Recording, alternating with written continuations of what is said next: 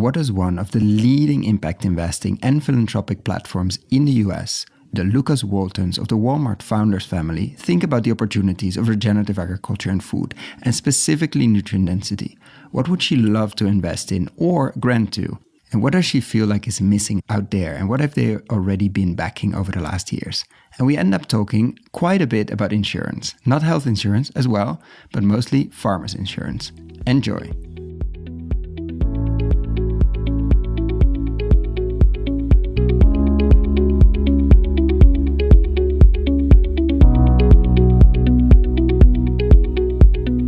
What are the connections between healthy farming practices, healthy soil, healthy produce, healthy gut, and healthy people? Welcome to a special series where we go deep into the relationship between regenerative agriculture practices that build soil health and the nutritional quality of the food we end up eating. We unpack the current state of science, the role of investments, businesses, nonprofits, entrepreneurs, and more. We're very happy with the support of the Regenerative Foundation for the protection of the environment for this series. The Regenerative Foundation is a private foundation with a mission to protect and conserve the natural environment. Find out more on granthemfoundation.org or in the links below.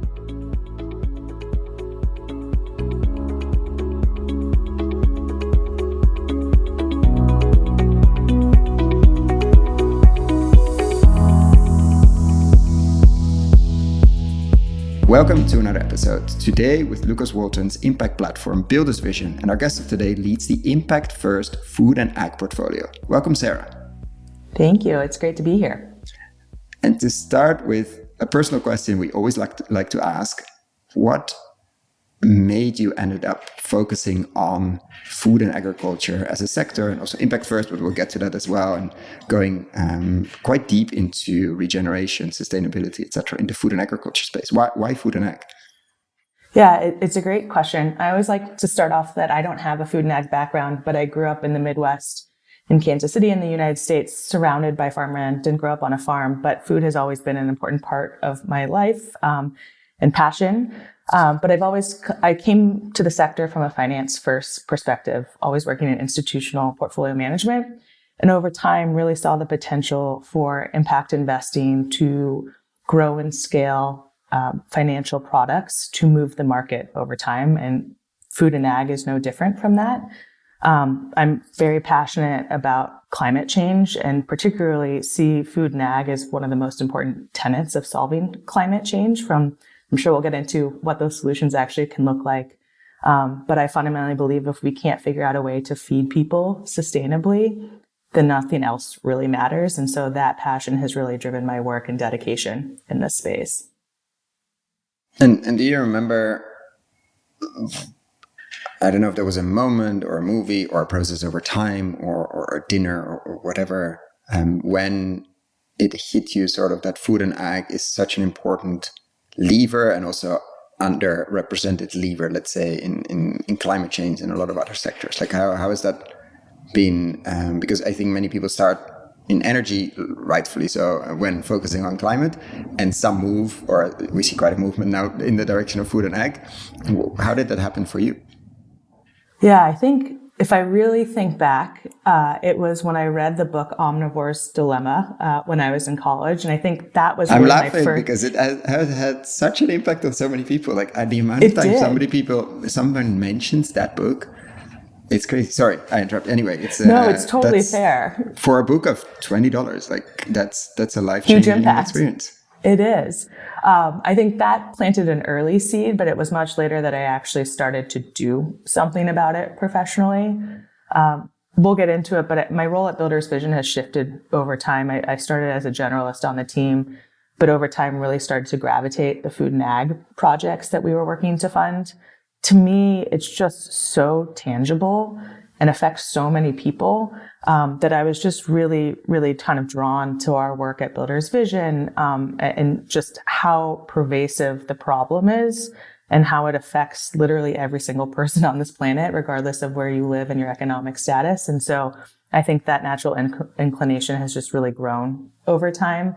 And as I've gotten deeper and deeper into the sector, just really excited about the potential, and particularly in regenerative agriculture and the solutions it could provide for a lot of these massive problems.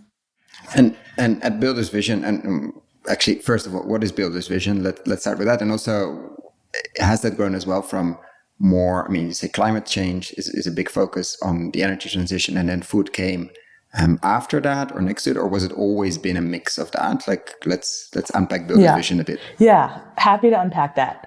So as some may know, Builder's Vision is Lukas Walton's impact platform. That platform has really grown and scaled over time.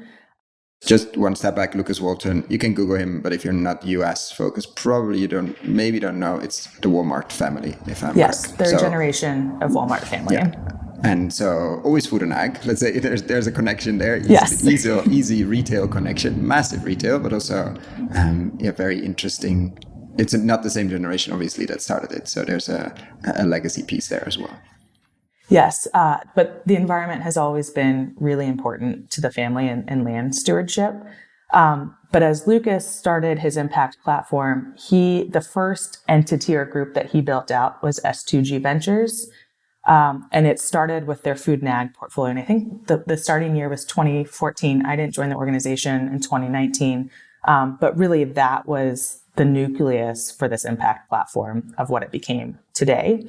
Over time, he has built out that platform with a team that has grown. We now have over 100 people across the office allocating various types of capital to funding climate solutions in food and ag, renewable energy, and oceans. We still have S2G Ventures, which sits on one side of the house that's doing direct investing, mostly in venture kind of Series A and above. They now have dedicated funds in food and ag, renewable energy, and oceans. There's a large asset management team that is managing a taxable portfolio, investing in funds across asset classes, looking for market rate returns and trying to invest for impact along our themes where they can. But scale is often a challenge for them because they write pretty large commitments. And on the other side of the office, which is where I sit, is our philanthropic team, where we have program officers who are giving out grant capital to those issue areas. And there's a long legacy of funding both food access and regenerative and sustainable food ag grants. And then I sit on our philanthropic investment team and manage our impact first food and ag portfolio, but I also help manage our endowment and emerging fund manager program, which are investing in fund managers across asset classes, looking for market rate returns. But then everything we do is impact aligned and looking to grow and scale the impact investing community through investment product scale up. And when you look with that portfolio lens of the philanthropy, the blended capital, blended finance, impact, and market rate return seeking, when you look at the regen food and ag space, what do you see? Endless opportunities is what I see. I think the beauty of our platform is that we have kind of maximum flexibility. As we find interesting opportunities, we can typically find a home for them from an impact perspective and a risk return investment perspective. In the regenerative food and ag space, I think this is an area that we're leaning in really heavily, and I think various parts of our office touch it. Has that changed? As in, has it been maybe more sustainable ag and food and access you mentioned, and when has that regen piece come into play, or has it always been there? It's a great question. I feel like the regen piece has come into more focus lately. I think the definition of what does regenerative actually mean has kind of called to question or sharpened our focus into regenerative as it has become more defined over time. But throughout the history of Builder's Vision, dating back to 2014, sustainability has always been kind of core there. And it started with funding organic. S2G was early funders into Clear Frontier, which is an organic land asset management platform run by Justin Brooks. We were the anchor investor in that fund that grew and expanded and now takes outside investments.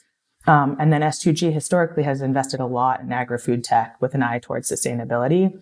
But I think coming back to your original question, the hyper focus on regenerative agriculture has really come into a kind of keen attention of the group really within the last 2 years as we've officially launched this impact first food and ag portfolio, because I think it's still really early days, but we see really exciting opportunity to be a first mover in a lot of these opportunities to help grow and scale investment opportunities to make them attractive to institutional investors, hopefully in the near-term future.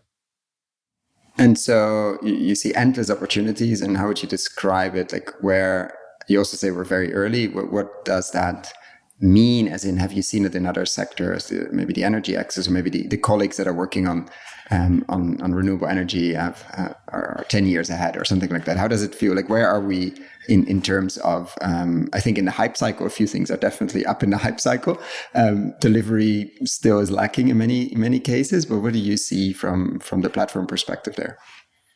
I do think the renewable energy sector is a great comparison. I think maybe 10 years, 15 years behind the renewable energy sector. I think about it in terms of kind of like institutional investor adoption. No one really questions the return profile of renewable energy at this point, and you have very large institutional investors who are deploying mass amounts of capital into that sector. What we see in the regenerative ag space is potential to get there, but the opportunities are early. There's fund managers who are coming out and addressing opportunities, whether it's access to operating capital, infrastructure. There's a lot of buzz around agri-food tech from a venture perspective, and I think that's probably been one of the more first movers in the space of kind of institutional capital. Have you made investments there, and examples you can share? I mean, S2G for sure had. I mean, we've had Victor Friedberg, which I think just left at that point with Foodshot Global, but did talk about the portfolio. And of course, they have a massive portfolio in the food and ag space in general. But when you say venture style, what should we imagine? Yeah, maybe it'd be helpful to explain what our investment thesis is for this impact first portfolio. So because we have such a close working relationship with S2G, you won't see us invest directly into companies that S2G might invest in the agri-food tech space. Our thesis is much more focused on what are the system frictions that are preventing the adoption of regenerative or sustainable practices today. And we're also in our pilot year, or wrapping up our pilot year for our portfolio. And so we've identified a couple of subsectors that we're really excited about and seeing some interesting opportunities in. Access to operating capital is one where we have made a couple investments. We've invested in Mad Capital, Perennial Fund 2. We've invested in Fractal's Farm Fund. I'm laughing. Fractal is coming out. I think Interview with Emma Fuller is out. I love Emma. Agreed. And she will be out probably tomorrow. I mean, we're recording this obviously, but when you're listening to this, listener, wherever you are, in whatever year that interview, you can find it somewhere on the list as well with Fractal and Mad Capital or Mad Agriculture. We've interviewed many times, and we invested personally very small ticket in Mad Capital as well. So shout out to the Mad team, the broad Mad team as well, but definitely also the Mad Capital team. Yeah, we think really highly of both of them and think both attracting or attacking access to capital from an equity and a debt perspective is a really interesting way to get capital in the hands of farmers who are looking to transition their lands. So in the access to operating space, we thought investing in funds was the best way to do that. An area where we think a lot about fintech solutions, and you won't see us investing in kind of your average run-of-the-mill fintech solution, but what are some of the unlocking technologies that lower the bar for entry for farmers looking to transition their lands? And so one of the few direct equity checks we wrote this year was into an emerging startup called Quick Organics, which is trying to digitize the organic certification process. Today in the US, the certification process is completely analog, which is a huge pain of entry for farmers looking to transition their land. And so what we think Quick Organics is trying to do really increases the viability of farmers wanting to transition, and starting with certifiers who are requiring their farmers to use this platform for the certification process, and how can we standardize the certification process. And so that's an example of where we've invested directly into a company with an equity check. And then the one other ag tech investment that we've made is we recently committed to Tenacious Ventures Fund 2. We really love what Sarah and Matthew are doing and think that they provide a really unique perspective, and really like the idea of learning from the Australian markets, because we think they're further along in the regenerative and sustainability practices in the US. And so how can we learn some lessons on the ground as they're investing in some very innovative companies that have an eye towards expanding to the U.S. markets, where the U.S. markets are really our primary focus for this portfolio. Yeah, that would answer geography question I have, primarily U.S. with some exceptions I'm hearing. It's some exceptions, and the exceptions are when we can make a very clear argument for an international focus with an application to key learnings for the U.S. markets. Yeah, makes a lot of sense. And then you said a few themes like access to capital. What are the other themes as you're wrapping up this pilot year that you focused on, or maybe even didn't find things in, at least at the beginning you were focusing on? Yeah, there's a couple of things that we're really excited about that we're doing some landscape analysis on. The missing middle of the food system is a huge one for us. We have made a couple investments there. One of them is 4P Foods, which is operating in the U.S. in the Mid-Atlantic region, really serving as the aggregation and distribution framework for farmers looking to access either direct-to-consumer or B2B businesses and some government contracts. We really, really think highly of what Tom McDougall and his team are doing there. But now we're really looking at kind of really hardcore infrastructure investment, whether that's what Mad Capital or Mad Markets is trying to achieve or some other players. There seems to be this groundswell of activity around the missing middle of either existing processing facilities or building out new regional programs and thinking about what are scalable models that you can start to stamp out regionally, and what are some of those key lessons learned, and what is the creative capital stack needed to make these financially viable. And then the other place that we intend to spend a lot of time in the next 12 months is insurance, and how do we either fund pilots or creative opportunities to either provide the data to the federal crop insurance program in the U.S. that they need to alter the way they think about insurance providing in the U.S. And I know Emma thinks a lot about this as well from Fractal. And then, or partnering with private insurance providers to understand what do they need to develop new products that become applicable to farmers who are farming regeneratively or organically. Yeah, but just on the insurance piece, why is that so important? Just for people that are not deep into the insurance, agriculture insurance space in the US, why is insurance such a, it sounds boring, but essential piece to tackle? Yeah, it's funny. It does sound boring, but once you learn what's wrong, I become very passionate about it. So in the US, the federal crop insurance policy, which basically props up or provides all crop insurance to conventional farmers today, is not really applicable to farmers who are implementing regenerative organic practices. Because if you start to deviate slightly from whatever their ground rules are, you are seen as increasing your risk in your practices on farms, and you are no longer a viable coverage for the federal crop insurance practice. And so to ask farmers disincentivizing it's a huge mechanism. disincentives. Yeah, you're asking farmers who are looking to transition to expose themselves to huge amounts of risk. And we see that as a huge system friction for convincing farmers that they should be transitioning their practices. We ask a lot of our farmers already, and then to ask them to take on a huge financial risk on top of just all everyday risk is a huge barrier to entry that we want to try to solve for. And you think the data piece there, because it's interesting, of course, that it's perceived as more risky while we are all working to make the growing practices less risky. And you think like you've identified data as being a potential lever, a potential key that could unlock the federal government to start shifting there. Like, what's the path to change? We all agree it should change, but what's the path to change? I think we definitely need data to convince the federal crop insurance policy to shift. They have to pay out less if they would cover exactly. this. It's actually, we're lowering the risk by implementing these practices. And then I think also providing the data for private insurance to provide their own products as well. And I think there's an openness to the farming community to acquire or achieve private insurance. Today, it's just excessively expensive because the data doesn't exist to prove out what we all kind of already know, that this practice is actually lower the risk profile on farm. And then the last one, sorry, I interrupted you before you went there. And we had to talk about insurance. Yes, insurance, important. And then the last one, or there's two actually.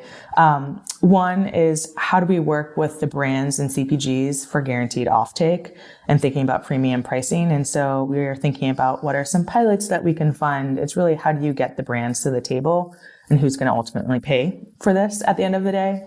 And then the last one is we think a lot about alternative revenue streams that are also additional to sustainability practices on farm. So is that agroforestry? Is that carbon credits or nature-based solution credits? And then this one's a little bit off the beaten path, but Lukas is personally interested in agrivoltaics. Not sure that the market's ready for it yet, but it's something that we're always kind of testing market readiness for as well, and combines two of our focus areas in food and ag and renewable energy. Yeah, no, definitely. And how does, if you look at that at all, of course, you partly are, otherwise we wouldn't be talking in this series about it, the nutrient density or the quality discussion and the connection to management practices or farming practices, how does that fit into your framework? It's a great question. I'm glad you asked because our impact first portfolio actually has two theses. Most relevant for today's conversation is our regenerative ag focus. But the second part, where we unfortunately haven't spent as much time in this pilot year, is on the access to nutrition piece. And we're really focused on how do you democratize access to nutrition, particularly for underserved communities in the US. And for us, we think there's a strong flywheel effect that really is founded in this concept of nutrient density. And so we haven't cracked the nut at all right now, but definitely think there's a strong interconnectedness between on-farm production with end consumption by consumers. And today there's just a total lack of data around on-farm production and nutrient density. I think there's a couple of really exciting companies like Audacious who are trying to prove that connection. And then, of course, there's a lot of data needed in the food as medicine space to prove that you can fix metabolic diseases with nutrition, which we fundamentally believe to be true. But we are trying to find opportunities in support of that evidence. And so what are you missing there? What would you love to see from that angle? Like what would things be, projects, companies, proposals that would move that, let's say, agenda along, or would move that conversation from we all like to see it and it's not happening to, oh, it's actually starting to happen? Like what is a roadmap, or what are paths to action there? I think data is a huge missing component today, but I think the theoretical question of who's going to pay at the end of the day is a huge problem that I don't have a good answer for yet. I think on the production side, if who's going to pay premium offtake, we can't keep squeezing margins on the farmer side and ask them to take on all of this risk for them to be squeezed on margin. And then there's affordability questions on the consumption side of how do you increase access to affordable nutrient-dense food. In the US, that's a massive problem and historically has been subsidized either by federal programs or philanthropy. But I think the challenge is finding investable opportunities in this space. So I don't have a great answer for you yet. Is there the answer again, insurance or like, but a different type one? Like, is that like, how do you, I think that seems to be the challenge. How do you, the massive societal, we've seen some examples, we've interviewed quite a few people on this from, I think, Fresh RX in Oklahoma and some other early signs of massive savings if you provide people with, especially people that cannot afford it, and especially people with certain disease types, with fresh, healthy, soil-grown food. But how do you capture some of that societal benefit and actually reward the people that run the program and potentially the investors that made it possible? Like, insurance keeps singing around, but also I've not seen anybody take steps with that, or maybe it's just too easy to say, oh, it should be insurance, and then somehow we don't get anywhere. What do you think? Where else are pockets of money, or where else are health costs now really growing, and maybe some of that is accessible for the food space, like some of it could be gone to the farmer? What do you see as pathways? I do think it's insurance at the end of the day, or at least that's the first step in trying to solve this system change that needs to happen in the food system. What's holding it back? Sorry? What's holding it back until now? Because I feel like we and many other people have been saying this for a long time. I know. To me, what we're hearing is a lack of data again.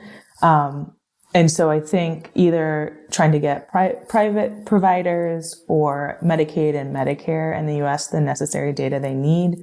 I think with metabolic disease in the US, we've seen a lot of trials around diabetes and heart conditions, also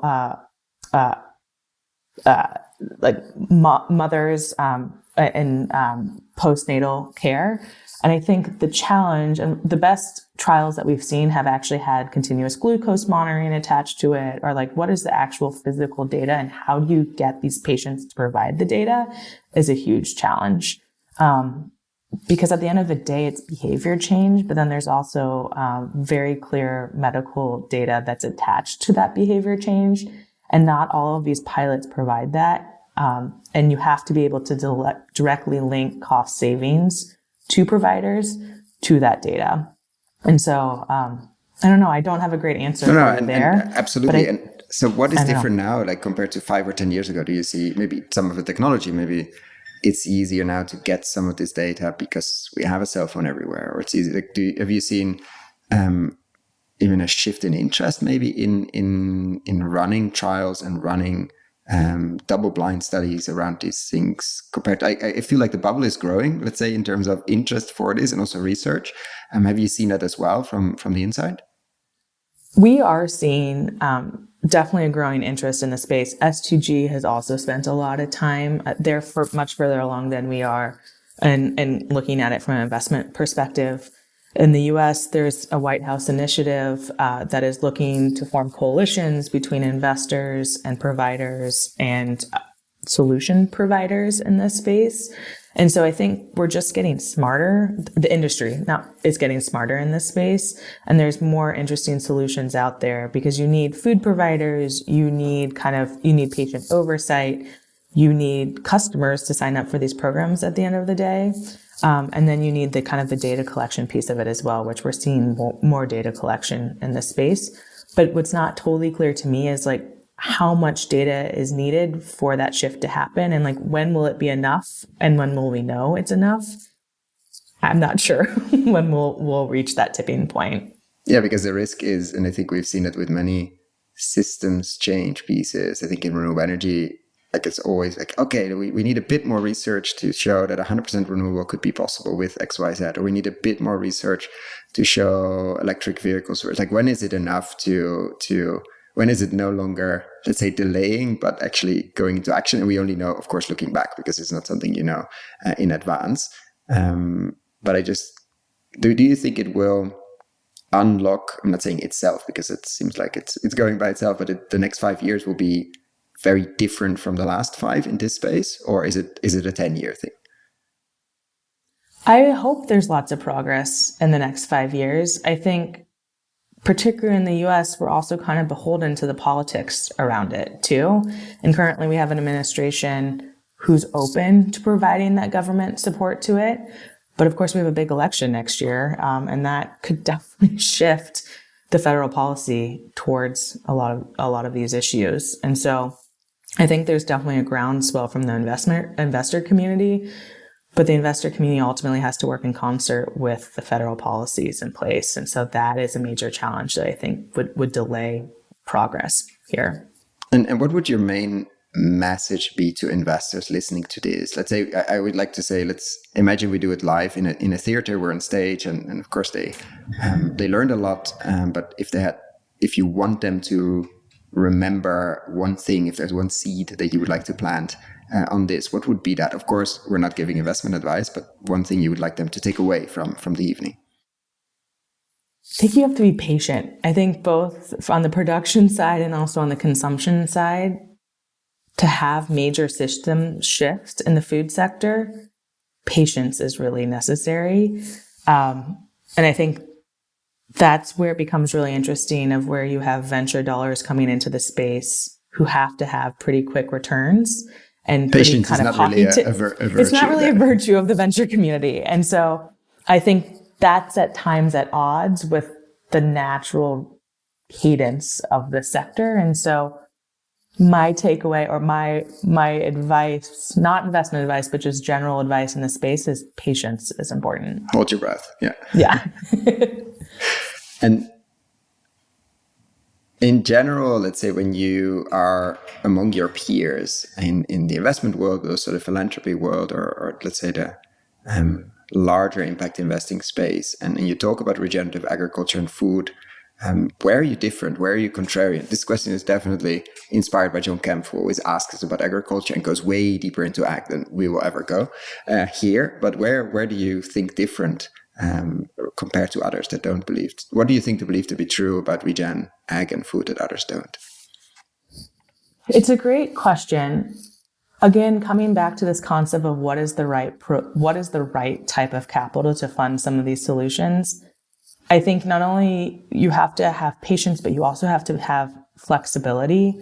There's not a one-size-fits-all solution to all of the issue areas that need to be addressed through investment dollars. And so flexibility, whether it's the type of capital you're providing, whether it's equity or debt, your time horizon, that flexibility is really important. And I think you can ultimately receive pretty generous returns over time. But having that open mindset, I think, is really important to investing in this space.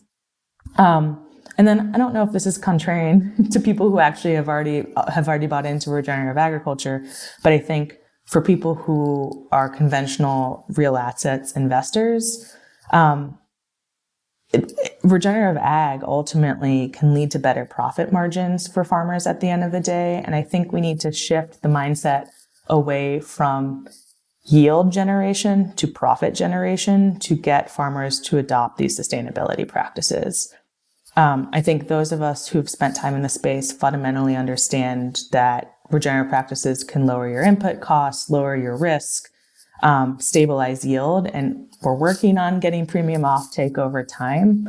But I think that's ultimately surprising to people who don't spend a lot of time in regenerative and have farmed conventionally and own kind of real asset exposure, real conventional farmland exposure, that regenerative production really provides win-win solutions for investors and definitely for producers at the end of the day. And so what do you say, like, let's say you're at a dinner party and somebody asks, maybe more, let's say, from the conventional paradigm, as Ethan Soloviev likes to say, or the current, and ask about this regen stuff. I've heard the hype, or I've heard something. What is it? Or what is, I'm asking for a friend because we get this question very often.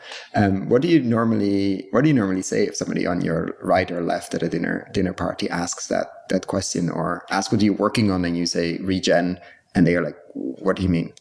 That's all hype, right? I'm smiling because I feel like in broader circles, I always say sustainable ag practices because people are like, what's regen? But for this audience, happy to go into detail about what I mean when I say regen. Of course, there's not a one-size-all definition today of what regenerative means. When I'm trying to simplify it for people who are not familiar with this space, I start with what the practices are, or I guess the second part is what the practices are. I think typically we think of no-till, we think about crop rotation, and lowering kind of inputs in the space. But I think overall, I like to start off with describing it as a win-win, really elegant climate solution opportunity where we're generating the soil, making it more sustainable to farm longer term, where soil has been totally degraded over time. But it's also a massive carbon sequestration opportunity. And so I don't know, maybe I run in some weird circles, but we often talk about what's the best carbon sequestration play, and people are really excited about direct air capture. I'm like, why are you spending billions of dollars on direct air capture when we have a very easy solution that doesn't require massive technological risk? It's not a shiny machine, Sarah. Yes. That's the problem. Yeah, exactly. And so how do you engage with that? Because that's I think an issue and challenge many people have. Like if it says, when people, have you had success in strategies to engage with a crowd like that? I feel like that crowd often just get swept up in what's the sexy new hard technology. And it takes just reminding them of what are the actual implementable solutions we have today that are actually far lower costs. And so I think people who are passionate about carbon sequestration are open to that conversation, but maybe have lost sight or have been blinded by what's really attractive or sexy in the carbon markets today. And so what do? You ask them, what's your price per ton? And then compare that to, how far can you go down? Yeah. Price per ton. And then what's your CapEx? And they're like, well, I have something better for you. Although, soil carbon MRV is still a huge question mark for us. And so that's where I start to lose the argument a little bit. We're working on it, but we don't have the precise answer for you today. But why not take the win-win solution that's ultimately lower cost for implementing those practices? Yeah, even if it's a percentage of what we now see and you get all the other benefits. So it's sort of we had somebody on, Marcel van der Berg, who made the same argument on the cooling potential of let's say, large-scale regenerative practices applied on a landscape scale or on a watershed scale, etc., which is part of our water cycle series. And he says a lot of the science suggests that this is possible, and it is possible. But even if it's not, it's sort of the least regret option you can choose, because you get all the other benefits regardless, which we know are true, and you might get the cooling. And even if you don't, you don't have to believe in that now to actually, as an insurance company or large institutional player, to go deep onto this, because you get all the other ones. It's the least regret option we have, and I think it's a very nice framing, especially for institutional players that don't like to have regrets. And in the same in this, even if it doesn't, even if it's 20% or 50%, or look at all the other potential benefits, and let's say direct air capture or any other technology, simply, if it doesn't work, it doesn't work. And that was sort of it with your billions and your steel. I find it very difficult to not convince, but to break through that wall of techno optimism in some cases. Totally. And at the end of the day, if you're not solving for the carbon emissions of agriculture, which is one of the largest contributors to carbon, you can keep installing all the direct air capture contraptions you want, but you're not actually mitigating the problem at the end of the day. We are totally aligned. But it's that dance of and so what you would do, actually, it's a bridge to the $1 billion question I like to ask, which in this case is relatively appropriate. But what would you do if you had that? We usually like to ask the question of $1 billion could be a lot more. Let's say, when resources are not necessarily the problem, financial resources, how would you, I'm not looking for exact dollar amounts, I'm not looking for allocations, but I'm looking, what would you prioritize? And you're just wrapping up your first year, which is great timing. What do you prioritize in terms of, okay, I would first look at this, I would, as an investment approach, it could be extremely long-term, but if you had to put $1 billion to work, let's say in the second year, with all the lessons you've learned, what would you do? It's a fun question to think about. And hilariously, this is actually a case study of ours when we were hiring people for our team. I'm very flattered, for sure. Yeah, you took it so great question. This is the global mind thinking alike. Anyway. Yeah. So I think a blended approach is really important here for seeing system level change. And I think we've covered a lot of it already. And I definitely won't give you exact dollar amounts, but I think it's a combination of investing in land from an asset management perspective, because that is kind of an eye towards the institutional investor, with the stipulation that we want to keep farmers farming their own land. And so coming up with a creative solution there rather than kind of the historical play of acquisition and getting an operating partner on that. That is not what I'm advocating for. I think access to operating capital at scale is hugely important. And so it's a blend of debt in there as well.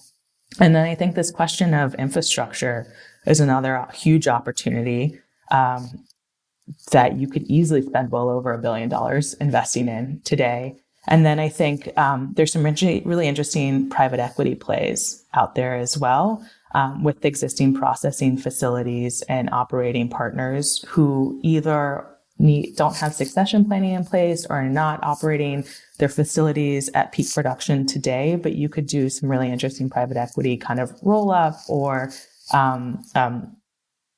just efficiency investing, that I think there's opportunities there as well.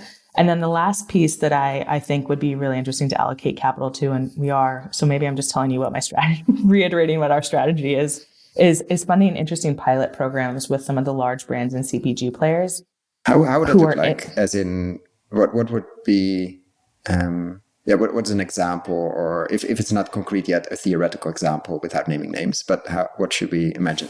It's a great question. So we've seen a couple examples of it, but could you come up with a blended capital stack of, say, I don't want to name names because I don't know how confidential these things are, but some form of brand that's in the dairy space or almonds or specialty crop who want to add regenerative product to their supply chain and want to work with incentivize growers to transition their practices. And so maybe they're willing to pay a premium offtake for it. So that's one kind of lever of unlock.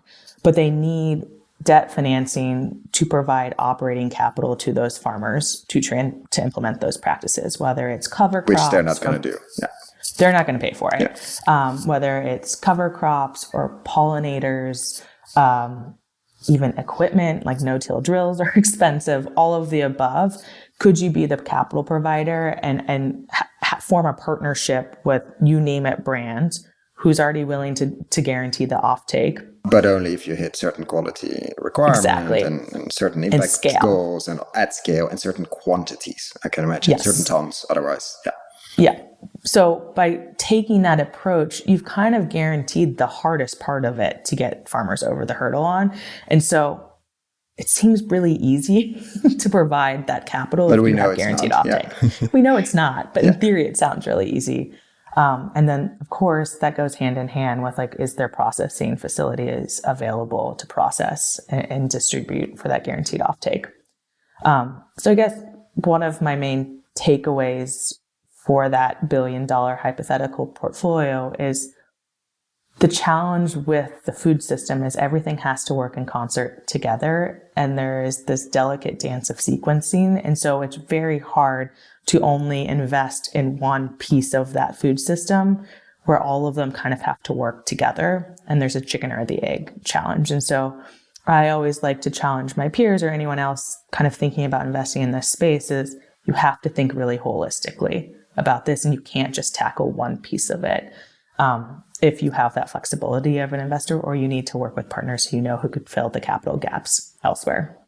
And would a similar approach or similar way of thinking actually also work in nutrient density? We've seen a lot of excitement that sort of went away around impact bonds, which weren't really bonds, but let's say outcome-based payment schemes in, I think, the prison system, we've seen them in distance, we call it here, to the labor market in the Netherlands and many other places.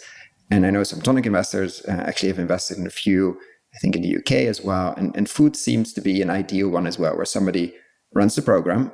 And we've had some on the podcast and some others, somebody like a local government has the savings, but doesn't want to put it, like will have the savings, but doesn't want to put it in the program up front, and somebody else measures and somebody else actually provides that capital to the risk that capital and gets rewarded for that. Let's not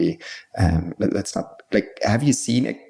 It seems such a logical one for food and nutrition. Have you seen proposals, examples? I would love to talk to them. I'm asking for the podcast. Like, have you seen any movement around that, these outcome-based schemes where the risk is taken by an investor, the program is run by the program, and some other body is paying for results, but only for results? I think I haven't seen a ton of examples of it yet, but again, we're still very early in this space. Yeah, we need 12. We need 3 to start, yeah.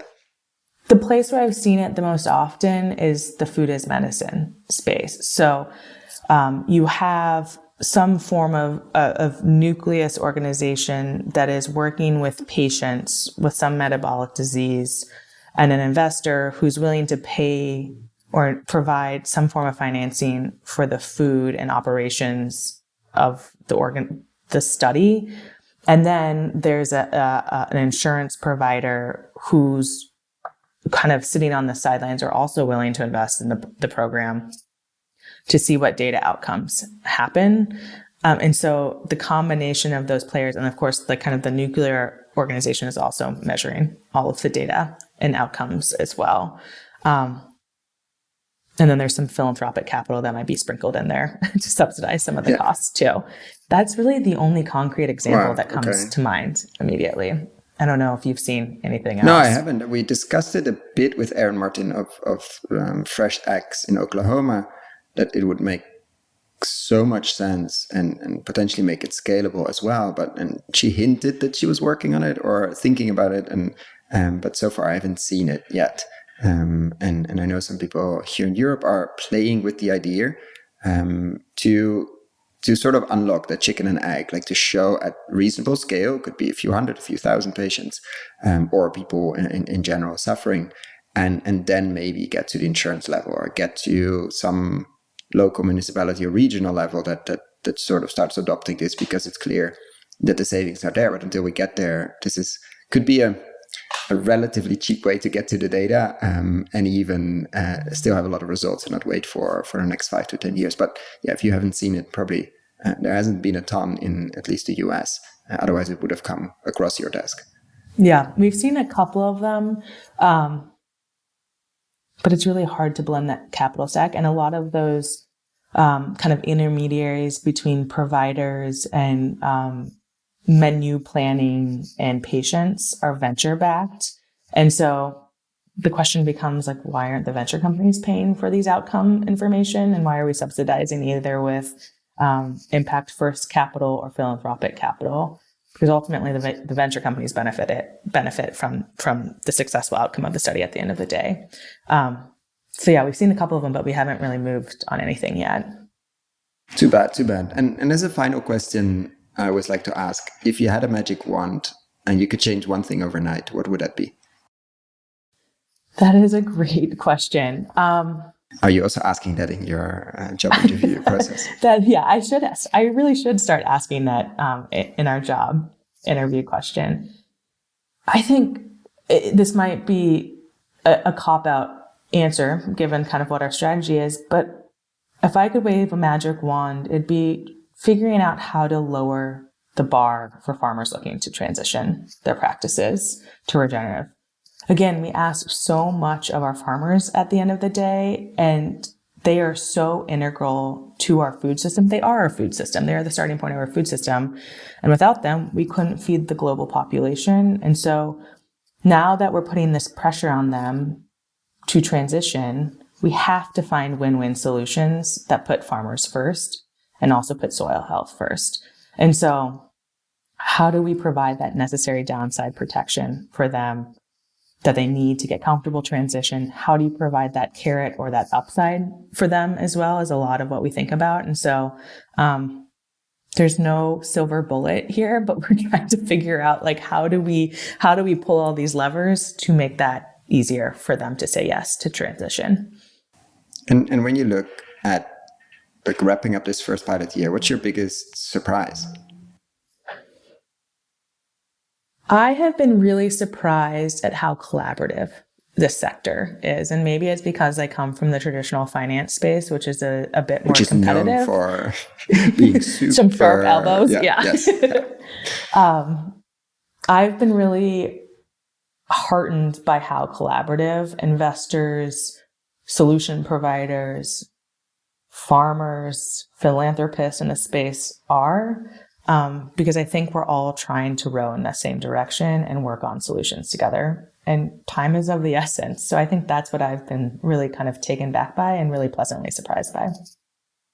Yeah, it's very interesting to see even investors like giving up allocations for others to step in and things like it, which is sort of inherent, not like it's not a feature, but it happens more often in the impact investing space in general, because it means you can do something else with that piece of the allocation. But yeah, in the extreme end of the financial first investment world, that would never happen, because why would you ever even consider?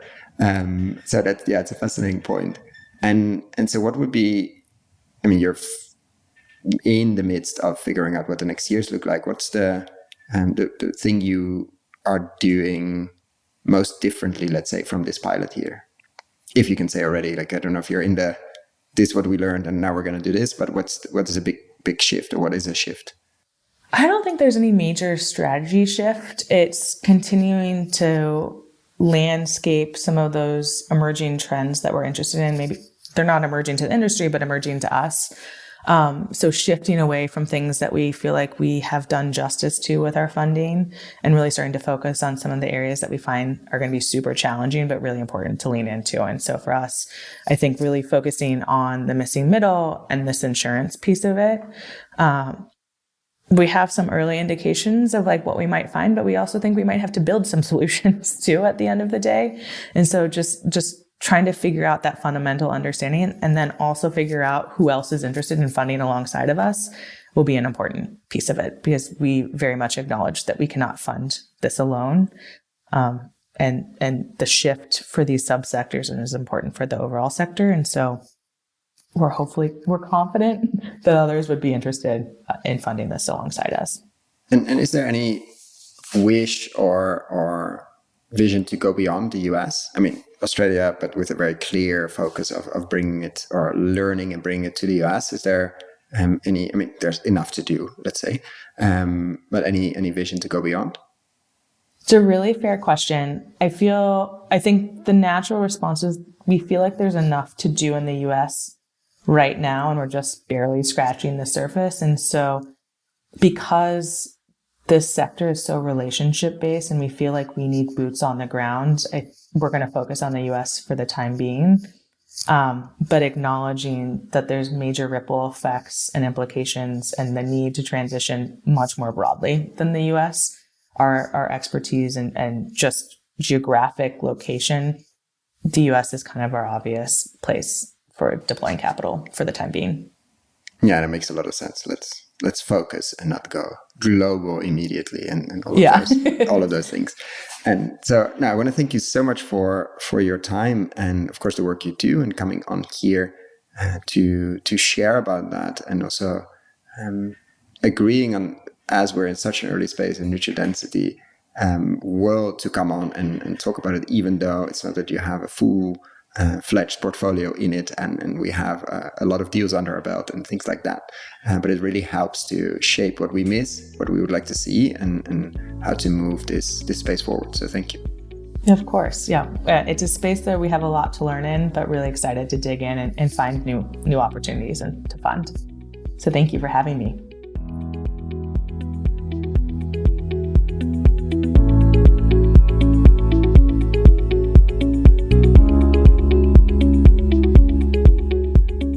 Thank you so much for listening all the way to the end. For the show notes and links we discussed in this episode, check out our website, investinginregenerativeagriculture.com/posts.